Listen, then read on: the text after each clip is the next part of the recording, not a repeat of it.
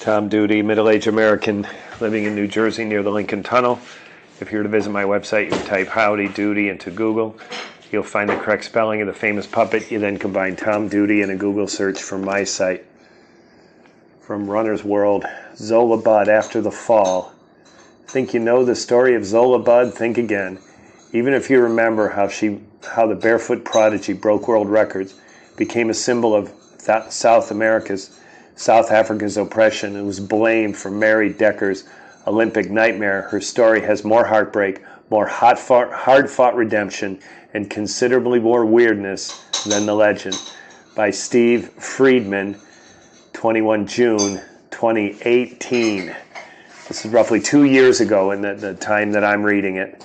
End of Tom Duty's words, return to Frank Friedman. His words are the only ones to follow.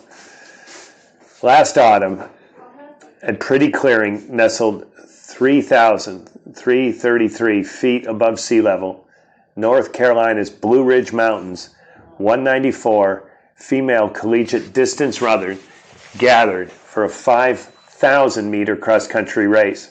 Many were tall and slim, rangy, and loose-limbed, in the way of college-age distance runners.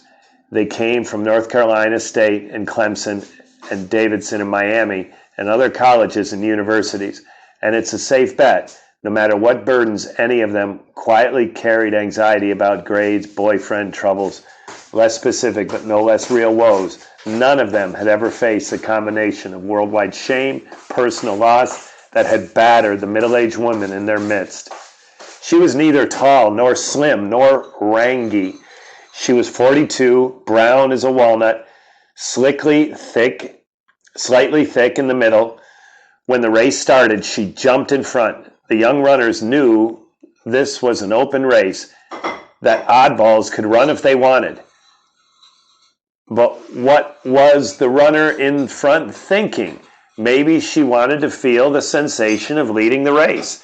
Maybe she would quit after a few hundred yards, then limp back to her grandkids and tell them about the day she led some real runners. Maybe she used to lead races back in the day. Some of the coaches looked at each other. She had a nice stride. There was power to it and precision. She wasn't just a weekend jogger out for a laugh. The coaches could tell that, even if some of the young runners could not.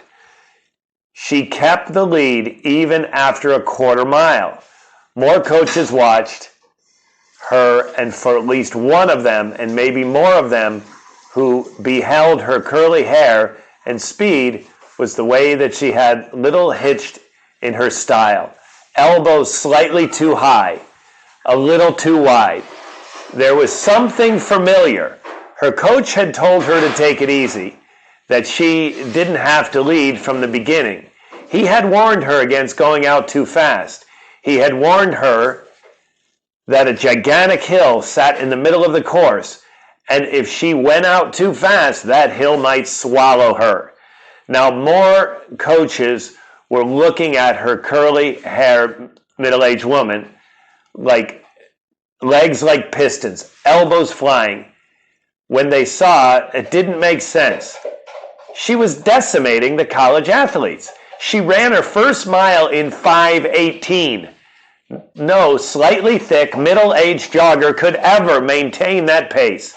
She was slowing down, and now the giant hill in the middle of the course was looming, and the young athletes were tracking the sun-colored curly hair rabbit down. They were clear-eyed, long-lived, and remorseless. They were on the big hill now, and they had caught up to her, and they were going to pass her. Her coach couldn't help it. She had ignored his advice. Still, he couldn't help it. So Jeff Jacobs yelled, "Go, Zola!" "Zola?" another coach asked, and stared at the runner. Other coaches stared too. Zola? It was impossible. Mention the name Zola Budd to a casual track fan, and you'll likely get one or all of three responses: barefoot, South African, tripped Mary Decker. Those were the boorish brushstrokes of her narrative.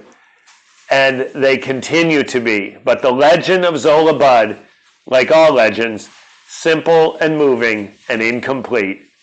It's made of half-truths, exaggerations, and outright lies. She did run barefoot, but so did everyone else where she grew up.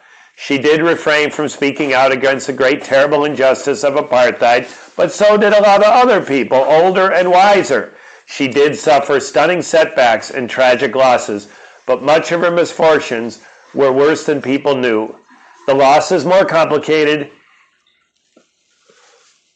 and painful than most imagined. A lot of people thought she had disappeared and stopped running for good. But here she was. Go Zola, Jacobs yelled at another coach. Took up the cry. Then another. Was it nostalgia or a wish for their own faded youth? Or a belated overdue recognition of the grit's enduring majesty? Here she was, doing what she had always done, even when no one was watching. Through it all, fragile triumphs, shifting tribulations, Zola's life, some well known, not all, one thing calculated, innumerable running. Once she ran to connect with someone she loved, then she ran to be alone. Running brought her international fame and then worldwide scorn. And then it brought her some few might suspect. Go, Zola, go. The young runners closed again. Certainly they could hear the yells. What the hell was Zola? It didn't matter. They had time and nature and physics on their side. They had young legs. They had grit themselves. They would show this middle-aged mom what racing was all about. They reeled her in, and they pumped harder, faster. They reeled again. There she was, a long way to go. Running had been full for the curly-haired athlete once, a long time ago, and it had saved her when she needed saving the most. And then it had almost destroyed her before she was even an adult. Why was she running now? Why was she running? What was she running from or running toward? Frank Budd and Hendria Wilhelmina de Swart, whom everyone called Tossie.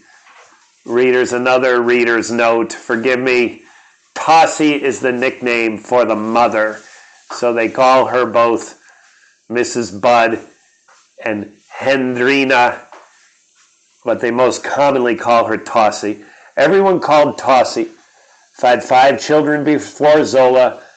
Their third-born child, Frank Jr., died of a viral infection when she was just 11 months old. When Zola was born 6 months later, Tossie was in labor for 3 days and received 13 pints of blood. The nurses told me that Frank's kid Strayer, Frank, always good for a quote, would tell reporters years before things got ugly. When Zola was young, their father was busy working at the printing plant as his father, an English migrant, had found it. And Tossie was sickly, the oldest of Bud's children. Jenny became the toddler's de facto caretaker. Jenny was 11 when her baby sister was born, and she read to her often. Their favorite was Jock of the Bushveld.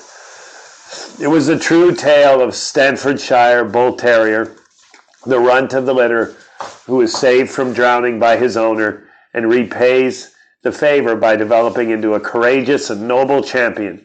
When Zola started talking, according to family stories, Jenny was the first person she called Mom. Zola was skinny, short, and terrible at swimming and team sports, but Jenny liked running, and so did Zola. When Zola got old enough, she ran too. She ran over the hills surrounding Bloemfontein, the South African city of 500,000, where she lived. The city sits 4,500 feet, and when they ran in the morning, the air was chilly and clear. They ran barefoot because all the children in rural South Africa ran barefoot. They ran for fun, and they ran for something Zola would lose and not find again until decades later. Then she got fast. And once the world discovered Zola, reporters started calling her things like a prodigy of prodigies and a barefoot, waif-like child. Champion running was no longer about fun. Once the skinny, undersized adolescent became a champion, and then a symbol, and then the target of world righteous wrath, it was an age when other children were entertaining. College running would be everything but fun. Things were so much simpler when Zola was just a girl running barefoot through the hills and the big sister she idolized. Later there would be tales that Zola developed her speed racing ostriches, that her greedy father pushed her until she broke. Like many of her stories swirled around Bud, they were all half-truths. Yes, there were ostriches on the farm property, more a large menagerie than farm. But she never raced them. And perhaps her father did push her. He saw how she was fast and got her a coach, but no one pushed Zola like Zola. Mark Sherman, Athletics Image, Zola coach, got her running more than Zenny. Zola became a nurse and was much around. She worked the night shift, and she would come home just as the family was having breakfast, and she would have a piece of cake. Jenny always had a sweet tooth, and then she would go to sleep, and then off to school. When Zola needed to talk to someone, though, Jenny was always there. Zola was fast, but not that fast. She was 13 in a local 4K race. She was running as hard as she could, and she came in second. By the time she crossed the finish line, the winner was in her tracksuit, warming down. Zola didn't like losing, but she had little rest in her life. Besides, if it was not as if she was going to run for a living, there was school, there were friends, and there was Jenny, all part of a normal childhood which ended in 1980. Jenny, then 25, had been in the hospital for a few weeks, being treated for melanoma. Zola was not allowed to visit. She was only 14, and Tossie knew her youngest how she felt about Jenny. So Zola stayed home while doctors treated Jenny. Zola knew Jenny was sick, but she didn't know how sick. Kara Budd, then 18, came into Zola's room at 4 a.m., 9 September. Coincidentally, it was Tossie's birthday. Kara woke her little sister and told her the news. Jenny was dead. Zola didn't cry or scream. She had always been quiet. She had always kept her grief and her joy to herself. The only person she had really shared her feelings with was Jenny. That winter, she entered the same local 4K that she had lost a year before. This time she won. She ran harder, and still the pain of Jenny's loss stayed with her. When she set the mark in the 5,000 meters, she says, "That's when I realized, hey, I'm not too bad." She wasn't the only one. If the results were to be believed, Bryant would be 25 years later. There was a teenage girl running without shoes at altitude, up against domestic opposition who was threatening to break world records. Bud's 5,000 mark wasn't ratified because it had been set in a race in South Africa, then banned from international competition due to apartheid. What Bryant didn't write, Bud was white. The racial angle, combined with the fact that Bud was South African, made the story irresistible. That the Olympics were coming up a year later and the South Africa was banned from participating set in motion a chain of events that changed Bud forever. Bryant dispatched a reporter to Bloemfontein. Other reporters were there too. They found the shy schoolgirl, watched her glide over the hills, elbows and a little high and a little wide, saw pictures of British middle-distance superstars, Sebastian Coe and Steve Ovett, next to her pillow and above her bed, a huge poster of American track sweetheart Mary Decker, whose 5,000-meter record Bud had best by nearly 7 seconds. She was only 5'2" and 92 pounds. She already was larger than life. The reporters wrote about Bud's parrot who could swear in Sotho, a regional dialect. She wrote about Bud's speed and the impalas in Springbok and the city's game park that steered the teen. She ran in the dawn's chill. Reporters didn't dig into Jenny's death or Frank and Tossie's rocky relationship. They examined the crucible of grief in which Bud Speed had annealed. At least one journalist thought, though, worried about the young runner. Kenny Moore, then with Sports Illustrated, described Bud's failed 1984 attempt to break the world record in 3,000-meter race near Cape Town. After the setback, he wrote, as a photograph raced around outside, Zola sat hunched in the corner of the stadium offices like a frightened fawn. If a true perfectionist is measured by how crushing even his or her perceived failure can be, Zola is an esteemed member of the club. One wishes for her own to have loving, soothing people around her. Bryant's newspaper offered the Bud family $100,000 of the currency of the time, then about 142,000 USDs, in exchange for exclusive rights to Bud's story. The paper also promised to fast-track the teenager so she would receive a British passport. That would allow her to run in the Olympics. Bud could qualify because her grandfather's British birth. It also helped that her father's business wasn't doing well, so the money was a benefit. Bryant later wrote that one of Frank's Bud's two great life ambitions was to retire with $1 million, and the other was to have tea with the Queen. There were demonstrations when she arrived in England. People booed her. People shouted insults. She was white, South Africa, a privileged white teenager from a racist nation, using it technically to pursue nakedly personal ambition. Few knew about Jenny, how running had once Zola's way of spending time with her sister, then had become Zola's way of mourning her. Few knew of the father's family business. She had never told anyone that. She had never been good at explaining herself, and she wasn't any good at it now. She was just a shy, introverted person, says Cornelia Berkey, a South African-born distance runner who had moved to Switzerland in 1973 and represented that country in 1980, 84, and 88. She had befriended Bud, 13 years her junior, at the race in South Africa where Bud set the world record, 5,000 meters. She knew how Bud reacted to attention, how she shrank into herself. All she wanted to do is run, Berkey said, and to run fast. To the World, a New York Times reporter wrote last year, Bud was remorseless symbol of South Africa's segregation policies. To the Daily Mail, she was a circulation windfall. And to the girl, until I got to London in 1984, she never knew Nelson Mandela existed. She told reporters in 2002, I was brought up ignorant of what was going on. All I knew was the white side expressed in South African newspapers that if there was no apartheid, our economy would collapse. Only much later did I realize she had been lied to by the state. She wasn't racist any more than any 18-year-old citizen of an apartheid nation is racist. She wasn't an opportunist any more than a fiercely competitive junior champion is an opportunist, but she was a champion. But was she a champion?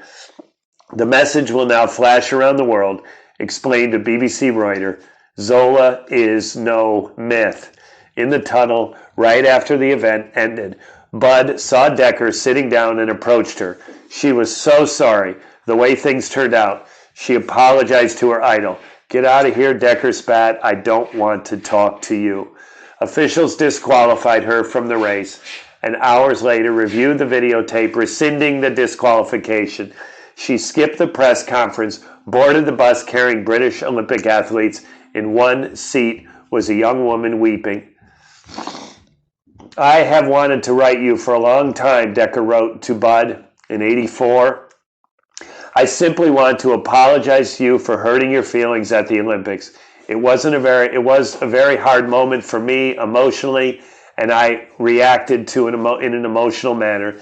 The next time we meet, I'd like to shake your hand and let everything that has happened be put behind us. Who knows?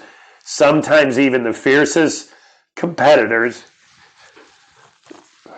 become friends. Publicly, though, Decker was not quite so soft. I don't feel that way. I have any reason to apologize. Decker told reporters in '85, I was wrong, and everyone in the situation knew it.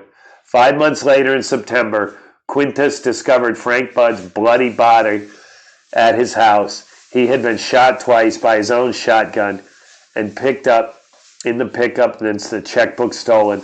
The next day, a 24-year-old man was arrested. He claimed that Budd had made sexual advances, and that had triggered the killing. The killer was later convicted of theft and murder, but given 12 years due to extenuating circumstances. Given only 12 years. No, she never quit running, just competing. She can't imagine not running. The time she loved best was anyone knew how fast she was.